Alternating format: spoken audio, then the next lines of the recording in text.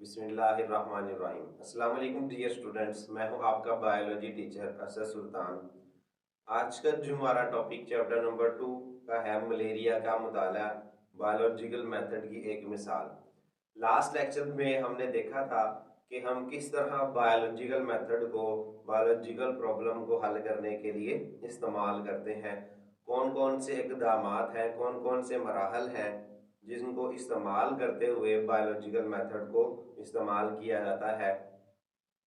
आज जो है वो हम मलेरिया की प्रॉब्लम को सॉल्व करेंगे बाय यूजिंग बायोलॉजिकल मेथड, कि हम बायोलॉजिकल मेथड का इस्तेमाल करके किस तरह जो है वो मलेरिया का मुताला जो है वो कर सकते हैं।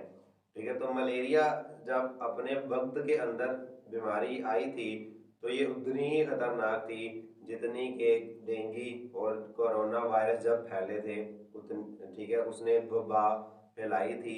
इसी तरह तो जब मलेरिया, अब मलेरिया का चूंकि इलाज हमारे पास मौजूद है तो हम इसलिए इसको जो है वो इतना लाइट, इतना हल्के में लेते हैं। तो जब ये अपने वक्त के दौरान ये बीमारी जो है वो आई थी तो इसने बहुत ज़्यादा लोगों को मारा था, क्योंकि इनका जो है वो इलाज उस वक्त दरियाफ्त नहीं था। ठीक है, तो मलेरिया ने किसी दूसरी बीमारी के मुकाबले में ज़्यादा लोगों को हलाक किया है, यानी किसी और दूसरी वबा, किसी और दूसरी बीमारियों के नतीजे में इसने बहुत ज़्यादा जो है वो लोगों को मारा है। मलेरिया की मिसाल एक बायोलॉजिकल प्रॉब्लम है। मलेरिया के बारे में मुशाहदात। अब मलेरिया के बारे में क्या चीज़ें देखी गई? सर्दी और बुखार की बीमारी। सर्दी और बुखार की बीमारी, पुराने वक्तों में तबीब इस बीमारी से आशना थे। वो इस बीमारी को बार बार होने वाली सर्दी और बुखार की बीमारी कहते थे। ठीक है, यानी जो पहले तबीब तबीब मतलब डॉक्टर या जो इलाज करने वाले हैं वो इस बीमारी के बारे में, यानी मलेरिया के बारे में पहले भी जो है वो जानते थे, लेकिन उस वक्त ये वर्ड जो मलेरिया है वो इस्तेमाल नहीं किया जाता था। वो उसको सर्दी और बुखार की बार बार होने वाली बीमारी कहते थे। इनका मुशाहदा ये भी था कि ये बीमारी इन लोगों में ज़्यादा पाई जाती है जो निचले दलदली इलाकों में रहते हैं। यानी ये बीमारी उन लोगों में ज़्यादा पाई जाती है जो दलदली इलाकों में, यानी जहाँ पानी खड़ा रहता है अक्सर, वहाँ पर जो उसके आसपास के जो लोग हैं वहाँ रहते हैं, तो उनके अंदर ये बीमारी जो है वो ज़्यादा आम है। ठीक है, तो दलदली इलाकों का मलेरिया के साथ कोई ना कोई ताल्लुक ज़रूर था। ये ख्याल किया जाता था कि इन इलाकों का खड़ा हुआ पानी हवा को जहरीला कर देता था और इस गंदी हवा में सांस लेने से लोगों को मलेरिया हो जाता था। इस यकीन की वजह से इस बीमारी का नाम मलेरिया रखा गया। ठीक है, तो लोग ये सोचते थे कि असल में जहाँ पानी खड़ा रहता है वो खड़ा हुआ पानी वहाँ की जो आबो हवा है उसको गंदा कर देता है, जहरीला कर देता है। तो जो लोग उसके आसपास रहते हैं उस हवा में सांस लेते हैं तो वो सांस लेने से उन्हें जो है वो ये बीमारी हो जाती है। तो वहीं से जो है वो इसका नाम मलेरिया बना। अतालवी लफ्ज़, ठीक है, इटालियन अतालवी ज़बान का लफ्ज़ है माला, जिसका मतलब है गंदी, और एरिया जिसका मतलब है हवा, यानी गंदी हवा से ये जो है बीमारी फैलती है। दलदली इलाके और मलेरिया। इन मुशाहदात की मज़ीद वजाहत के लिए कुछ रज़ाकारों ने, ठीक है, नहीं, कुछ जो लोगों को एग्री किया गया, रजा जो है कारों ने दलदली इलाकों से खड़ा हुआ पानी पिया लेकिन इन्हें मलेरिया नहीं हुआ। अब जो कि लोग सोचते थे कि वहाँ का जो खड़ा हुआ पानी है, ठीक है, वो इसका सबब बन रहा है, वो इसकी वजह बन रहा है। तो कुछ रजाकारों ने जब वहाँ का पानी पिया तो पानी पीने के बाद भी उन्हें मलेरिया नहीं हुआ। इसका मतलब कि मलेरिया का दलदली इलाकों के साथ ताल्लुक तो ज़रूर है, लेकिन ठीक है वहाँ का जो खड़ा हुआ पानी है वो पीने से मलेरिया नहीं हो रहा। ठीक है, तो खैर बगैर इलाज जो है वो जाने, ठीक है, तो उसकी बगैर वजह जाने, ठीक है, तो अब मजीद जो है वो उसके ऊपर मुशाहदात होते रहे। सिनकोना छाल से मलेरिया का इलाज। 17वीं सदी में जब नई दुनिया यानी अमेरिका दरियाफ्त हुई तो कई पौधे दवाई के तौर पर इस्तेमाल के लिए अमेरिका से यूरोप भेजे गए। ठीक है, तो जब अमेरिका जो है वो दरियाफ्त हुआ तो कई प्लांट्स, पौधों को जो है वो इस्तेमाल किया गया मेडिसिन के तौर पर, तो वहाँ से उसको यूरोप वापस भेजा गया। एक दरख्त जिसका नाम था क्वीना क्वीना कि छाल बुखार के इलाज के लिए बहुत मुनासिब थी। एमसीक्यूज के हवाले से भी ये चीज़ें आती हैं। ठीक है, तो एक जो दरख्त था कुइना कुइना, उसकी छाल जो है, छाल कहते हैं तने के ऊपर जो ब्राउन कलर की बाहर की जानिब लकड़ी होती है मोटी, उसको हम छाल कहते हैं। ठीक है, ये इतनी फायदेमंद थी कि जल्द ही इसकी डिमांड ज़्यादा हो गई। ठीक है, कुछ बेईमान ताजरों ने एक और दरख्त सिनकोना की छाल मुतबादल के तौर पर भेजना शुरू कर दिया। तो अब ये जो छाल है इतनी ज़्यादा मुफीद थी, इतनी ज़्यादा फायदेमंद थी कि इसकी डिमांड बढ़ती चली गई और उस डिमांड को पूरा करना जो है वो पॉसिबल नहीं रहा, मुमकिन नहीं रहा। तो फिर कुछ बेईमान ताजरों ने बेईमानी करके एक और दरख्त जिसका नाम था सिनकोना, अब क्यूना गुइना और सिनकोना की जो छाल है वो आपस में काफ़ी ज़्यादा मिलती जुलती थी। तो उन्होंने सिनकोना की छाल जो है वो बेईमानी करके क्यूना क्यूना के तौर पर बेचना शुरू कर दी। सिनकोना और क्यूना की छाल में बहुत मुशाबत थी। ताजरों की ये बेईमानी इंसानियत के लिए बहुत फ़ायदेमंद साबित हुई। अब इसकी उन्होंने अपनी तरफ से तो बेईमानी की, लेकिन उनकी ये बेईमानी फ़ायदेमंद साबित हो गई। कैसे? सिनकोना की छाल मलेरिया के इलाज के लिए बहुत उम्दा पाई गई। ठीक है, तो सिनकोना की छाल से जो है ना वो मलेरिया का इलाज होने लग गया। ठीक है, इसकी वजह थी कि सिनकोना की छाल में एक केमिकल क्विनीन पाया जाता है जो कि मलेरिया के इलाज के लिए बहुत मुअस्सर है। तो उसकी वजह जो बाद में मालूम हुई, जो सिनकोना की छाल है उसमें एक केमिकल होता है जिसको क्विनीन कहते हैं। ठीक है, अब ये भी एमसीक्यूज के लिए याद रखिएगा, क्विनीन जो है वो सिनकोना की छाल में होता है, क्विना क्विना की छाल में नहीं होता। ठीक है, तो क्विना क्विना की जो छाल है वो आम बुखार के लिए इस्तेमाल होती है और सिनकोना की जो छाल है वो मलेरिया के इलाज के लिए जो है वो इस्तेमाल होती थी, जिसमें केमिकल क्विनीन पाया जाता था। अब उसके बाद इसकी वजह को ढूंढने के लिए अब कई सदियों तक जो है वो इसका इलाज बगैर वजह जाने होता रहा। ठीक है, यानी इसकी वजह मालूम नहीं थी लेकिन इलाज होता रहा मलेरिया का। अब बाद में जब चंद सालों बाद ये तो ये पता चला, कुछ सालों बाद ये पता चला कि बाद बीमारियों की वजह माइक्रो ऑर्गेनिज्म भी होते हैं, यानी ऐसे जानदार जिनको हम आम आंख से नहीं देख सकते, तो ऐसे जानदार भी बीमारियां पैदा करते हैं। तो फिर जो है वो साइंसदानों ने सोचा कि शायद मलेरिया की वजह भी कोई ऐसा जानदार ही है जिसको हम आम आंख से नहीं देख सकते। तो 1878 के अंदर एक फ्रांसीसी आर्मी के एक डॉक्टर लेब्रॉन ने मलेरिया की वजह जानने का काम शुरू कर दिया। इसने मलेरिया के एक मरीज का थोड़ा सा खून लिया और फिर माइक्रोस्कोप के नीचे इसका मुशाहदा किया। इसने खून में चंद छोटे जानदार देखे। लिब्रान की दरियाफ्त की दूसरे साइंसदान ने हमायत नहीं की। 2 साल बाद एक और डॉक्टर ने मलेरिया के एक और मरीज के खून में ऐसी ही जानदार मखलूक देखी। दूसरी दरियाफ्त के 3 साल बाद वही मखलूक तीसरी मरतबा देखी गई। इस जानदार का नाम प्लाज्मोडियम रखा गया। ठीक है, तो लिब्रान ने मलेरिया के मरीजों का खून लिया, उनको मुशाहदा किया, उसको माइक्रोस्कोप के नीचे देखा। ठीक है, तो उसमें उसको छोटे छोटे जानदार नजर आए, लेकिन दूसरे साइंसदान ने उसकी हमायत नहीं की। ठीक है, उसके 2 साल बाद मजीद जो है वो एक और साइंसदान ने, एक और डॉक्टर ने ऐसे ही देखा, और उसके मजीद 3 साल बाद एक और साइंसदान ने वैसी ही मखलूक देखी। ठीक है, तो उसका नाम भी प्लाज्मोडियम रख दिया गया। ठीक है, तो अब ये सारे मुशाहदात जो है वो चल रहे थे, इन सारी चीज़ों को ऑब्जर्व किया जा रहा था। अब हमारे पास जो 4 बड़े मुशाहदात थे उस टाइम पे वो कौन से थे?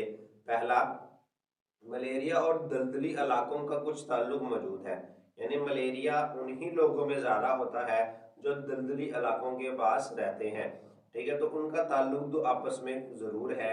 मलेरिया के इलाज के लिए क्विनीन मुअस्सर दवा है, यानी मलेरिया का इलाज क्विनीन से हो रहा था। दलदली इलाकों का खड़ा हुआ पानी पीने से मलेरिया नहीं होता। ठीक है, अब मलेरिया और दलदली इलाकों का कुछ ताल्लुक तो था, लेकिन वहाँ का खड़ा हुआ पानी पीने से मलेरिया नहीं होता। ठीक है, इसको ऑब्जर्व कर चुके थे। और मलेरिया में मुब्तला मरीज के खून में प्लाज्मोडियम देखे गए। अब जो मलेरिया के मरीज थे उनके खून में प्लाज्मोडियम को देखा गया था। तो यहाँ से इन सारे मुशाहदात से मालूम हो रहा था कि शायद प्लाज्मोडियम ही मलेरिया की वजह हो, क्योंकि आम इंसान के खून में ये मौजूद नहीं है, मलेरिया के मरीज के खून में ये मौजूद है। तो यहीं से मफरूज़ा यानी हमारा हाइपोथेसिस बना, इन मुशाहदात की बना पर मंदरजा झैल हाइपोथेसिस बनाया गया, मलेरिया की वजह प्लाज्मोडियम है। ठीक है, तो ये हाइपोथेसिस बनाया गया। डिडक्शन, मंदरजा वाला हाइपोथेसिस से अखज़ होने वाली डिडक्शन में से एक ये थी कि अगर मलेरिया की, अब यानी मफरूज़ा हाइपोथेसिस से हम डिडक्शन बनाते हैं। हमने लास्ट लेक्चर में देखा कि डिडक्शन के लिए हम जो है वो क्या इस्तेमाल करते हैं, अगर और तब की मंतिक इस्तेमाल करते हैं, यानी अगर और तो या तब इस्तेमाल करते हैं वर्ड। अगर मलेरिया की वजह प्लाज्मोडियम है तो फिर मलेरिया में मुब्तला तमाम लोगों के खून में प्लाज्मोडियम मौजूद होना चाहिए। यानी अगर मलेरिया की वजह प्लाज्मोडियम है, प्लाज्मोडियम की वजह से मलेरिया हो रहा है, तो फिर जितने भी मलेरिया के मरीज हैं उनके खून में प्लाज्मोडियम का होना ज़रूरी है। इस चीज़ को भी आगे देखने के लिए तजर्बात को डिज़ाइन किया गया। अगला कदम डिडक्शन को तजर्बात के जरिए जांचना था। इन तजर्बात का इंतज़ाम इस तरह से किया गया।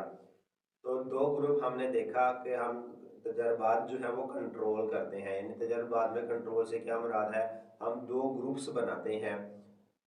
मलेरिया में मुब्तला 100 मरीजों के खून का माइक्रोस्कोप के जरिए तज्जिया किया गया, तो ये तजर्बाती ग्रुप लिया गया जिसमें वो बीमारी थी। कंट्रोल ग्रुप के तौर पर 100 सेहतमंद लोगों का खून माइक्रोस्कोप के नीचे देखा गया, यानी उसके बरअक्स जो है वो देखा गया। अब नताइज क्या निकले, इन तजर्बात की तारीख में देखा गया कि तकरीबन आम मरीजों के खून में प्लाज्मोडियम मौजूद थे। तकरीबन तमाम जो है, ठीक है, यहाँ पर जो है वो आम की जगह तमाम आएगा।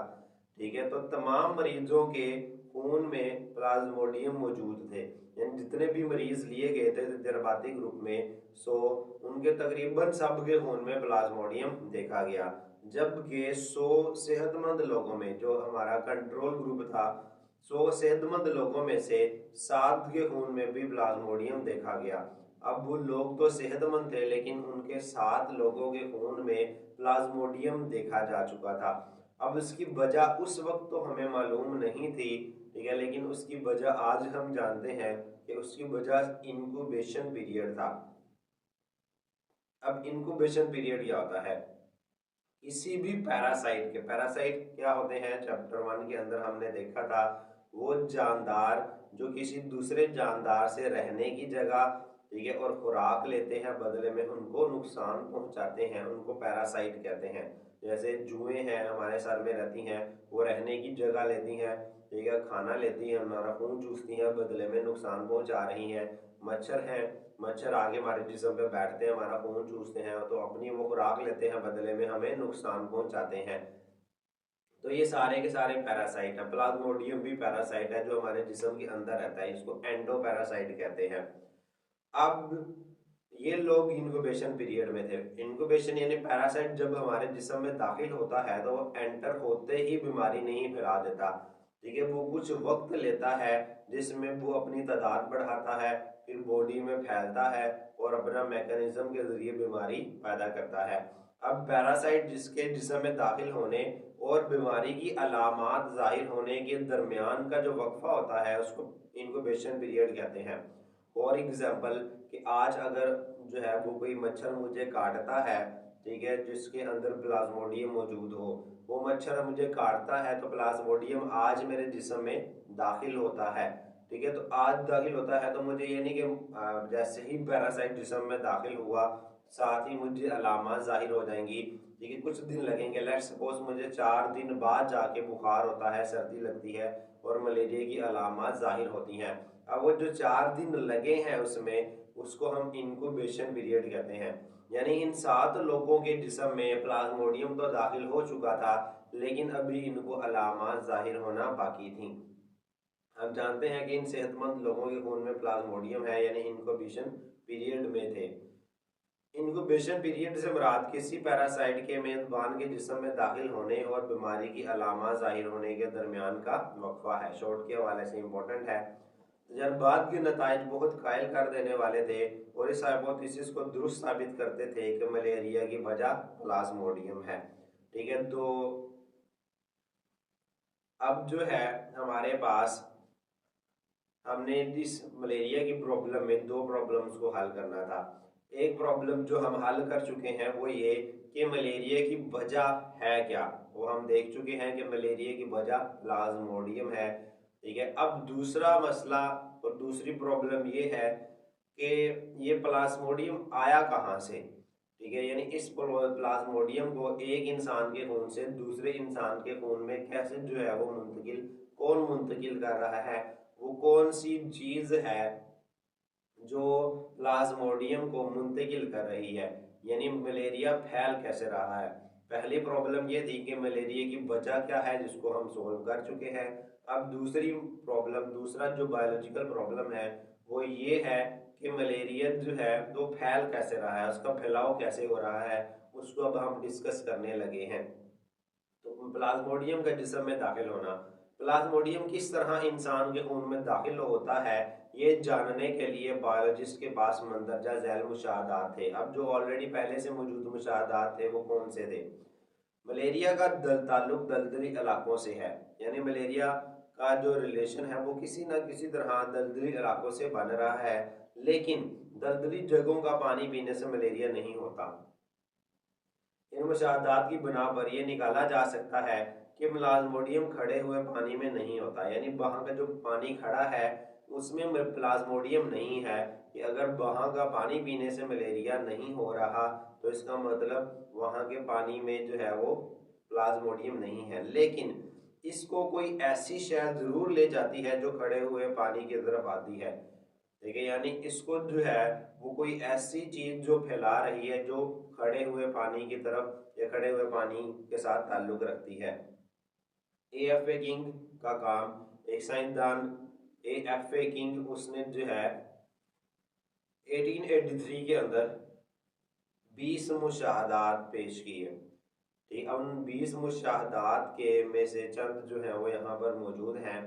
जो लोग कमरों से बाहर होते हैं उनको अंदर सोने वालों की निस्बत मलेरिया होने के चांसेस ज़्यादा होते थे। यानी वो लोग जो कमरों के बाहर सोते हैं उन्हें मलेरिया होने के जो चांसेस हैं वो ज़्यादा होते हैं बनिस्बत उन लोगों के जो कमरे के अंदर सोते हैं। जो लोग बारीक जालियों की बनी नेट के नीचे सोते थे इनको दूसरों की निस्बत मलेरिया होने के चांस कम होते थे। यानी जो जिसको हम आम अल्फाज में मच्छरदानी कह लेते हैं, तो वो लोग जो मच्छरदानियों के नीचे यानी जालियों के नीचे सोते थे उनको मलेरिया होने के चांसेस कम होते थे बनिस्बत उन लोगों के जिनको जो है वो ये जो जालियां हैं वो इस्तेमाल नहीं करते। वो अफराद जो धुएं के करीब होते थे आमतौर पर मलेरिया का शिकार नहीं होते थे। ठीक है, तो पहले ज़माने में जब ये हमारे पास स्प्रे और ये मशीन्स वगैरह नहीं होती थी तो मच्छरों को भगाने के लिए, इंसेक्ट्स वगैरह को भगाने के लिए धुएं का इस्तेमाल किया जाता था।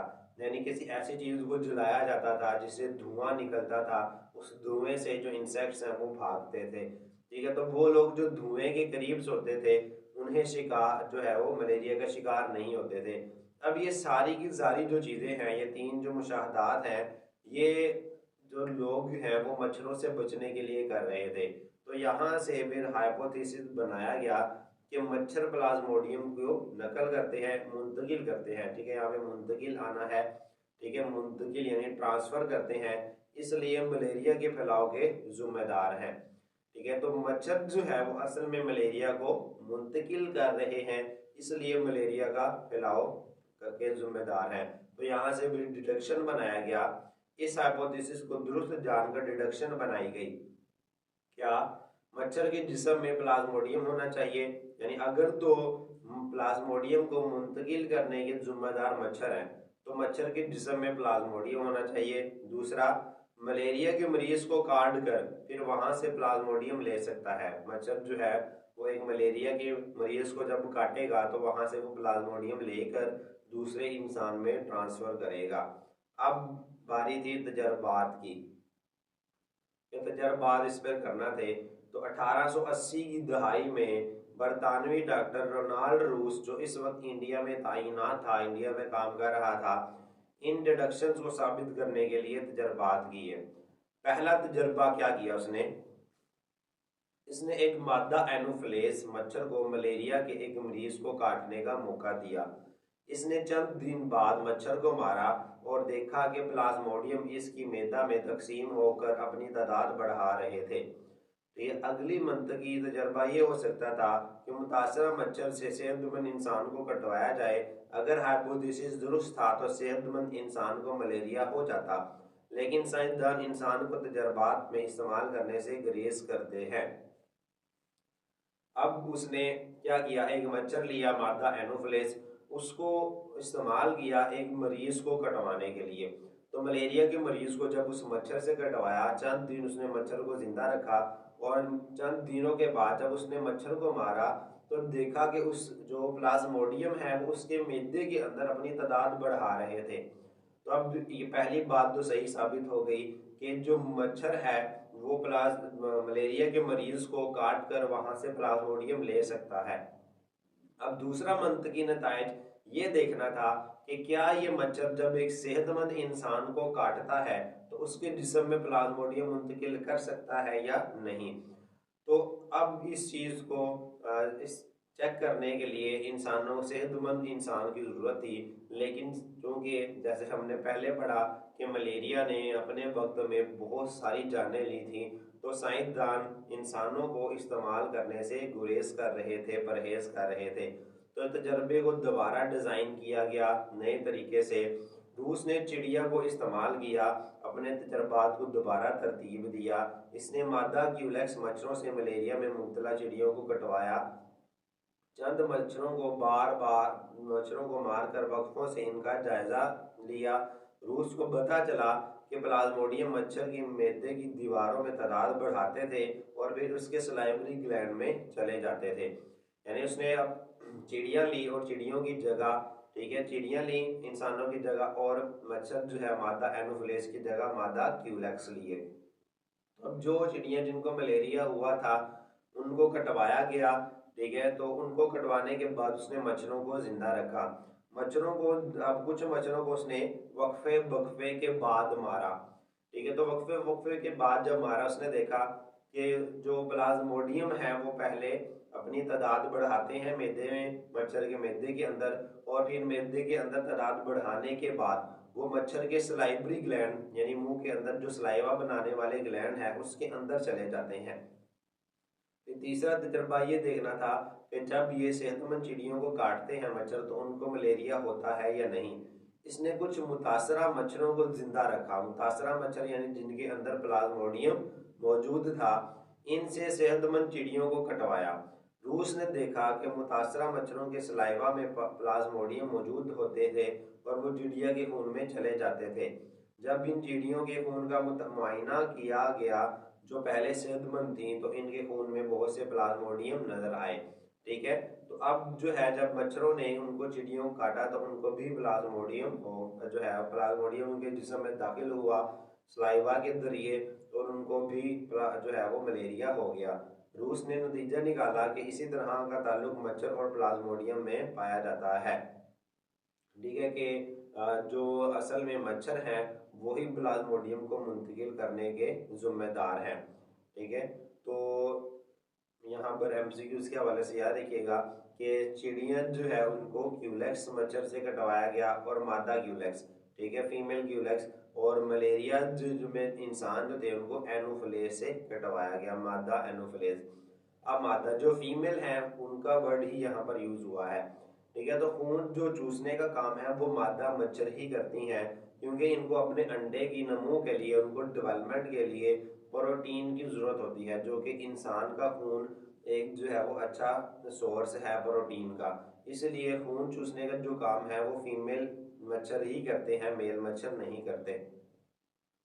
तो साइड में एमसीक्यूज के हवाले से ये एड्स मच्छर है जो डेंगू फीवर फैलाता है, देखें कि ये किस तरह एनोफिलिस से मुख्तलिफ है, ठीक है। तो ये एड्स मच्छर है, एड्स एजिप्टाई इसका पूरा नाम है, जो डेंगू फीवर फैलाता है। इसके जिस्म पर वाइट वाइट जो है वो सफ़ेद कलर के डॉट्स मौजूद होते हैं जो आम मच्छर के जिस्म पर नहीं होते। उसके बाद इंसान के ऊपर भी तजर्बात किए गए। आखिर में हाइपोथेसिस को बराह रास्त इंसान पर तजर्बात करके भी टेस्ट किया गया। 1898 में इतालवी बायोलॉजिस्ट ने एनोफिलीज मच्छर से मलेरिया में मुब्तला इंसान को कटवाया। फिर मच्छर को चंद दिन जिंदा रखने के बाद इससे सेहतमंद इंसानों को कटवाया। सेहतमंद इंसान को भी मलेरिया हो गया। इस तरह इस हाइपोथेसिस की तस्दीक हो गई कि मच्छर प्लाज्मोडियम मुंतकिल करते हैं और मलेरिया फैलाते हैं। अब होता क्या है, इसको थोड़ा सा अगर हम ब्रीफली एक्सप्लेन करें तो जब मच्छर किसी भी इंसान को काटता है जिसके अंदर पहले से प्लाज्मोडियम है यानी मलेरिया के मरीज है, तो उसका खून चूसता है। खून चूसने के बाद वो खून के अंदर जो प्लाज्मोडियम है वो मच्छर के मैदे में अपनी तादाद बढ़ाता है। तादाद बढ़ाने के बाद वो उसके चला जाता है सलाइवरी ग्लैंड में, यानी मुंह के अंदर वो ग्लैंड जो सलाइवा यानी थूक बनाते हैं उसके अंदर चला जाता है। अब जब मच्छर खून चूसते हैं, खून चूसने से पहले ठीक है वो अपना सलाइवा इंसान के जिस्म में इंजेक्ट करते हैं, यानी अपना सलाइवा खून में छोड़ देते हैं। उसकी वजह क्या है? उसकी वजह ये है कि मच्छर के जो सलाइवा होता है उसमें ऐसे केमिकल्स होते हैं जिनको हम एंटी कोएगुलेंट कहते हैं।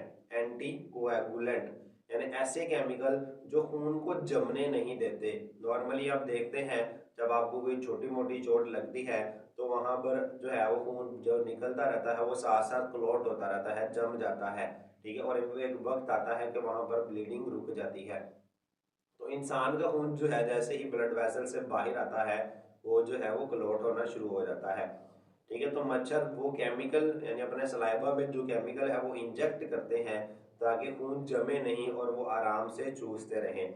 अब जाहिर है जब सलाइवा जो है वो इंजेक्ट करेंगे तो सलाइवा के अंदर जो प्लाज्मोडियम है वो भी साथ में इंजेक्ट हो जाता है जिस्म के अंदर, ठीक है। तो हमें नॉर्मली जो हमारे जिस्म पर उभार बनते हैं, ठीक है, यानी जब हमें खारिश होती है, ठीक है, मच्छर काट कर जाता है तो खारिश करते हैं तो वहां पर स्वेलिंग हो जाती है, उभार बन जाता है, ठीक है, सोजिश आ जाती है। वो असल में सलाइवा की वजह से ही होता है, ना कि मच्छर के काटने की वजह से। मच्छर की काटने की वजह से हमें वो स्वेलिंग, हमें वो इन्फ्लेमेशन नहीं होती, हमें वो खारिश नहीं होती। हमें वो खारिश या जो सोजिश है वो असल में सलाइवा के खिलाफ ही रद्द अमल होता है।